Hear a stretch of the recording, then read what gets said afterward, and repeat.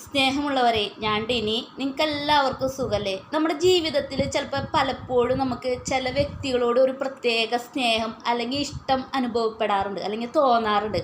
അങ്ങനെ ഇഷ്ടവും സ്നേഹവും തോന്നുമ്പോൾ നമ്മുടെ ജീവിതത്തിലെ പല കാര്യങ്ങളും നമ്മൾ അവരോട് തുറന്ന് സംസാരിക്കാൻ, തുറന്ന് പറയാൻ നമ്മൾ ആഗ്രഹിക്കും.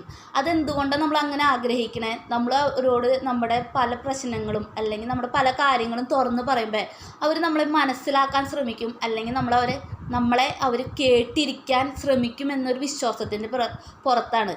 നമ്മളും അതേപോലെ ആവാൻ ശ്രമിക്കാറുണ്ടോ? നമ്മളോട് പ്രത്യേക ഇഷ്ടം തോന്നി നമ്മളോട് പല കാര്യങ്ങളും തുറന്ന് പറയുന്ന ആൾക്കാരോട് നമ്മൾ സ്നേഹത്തോടെ പെരുമാറാറുണ്ടോ?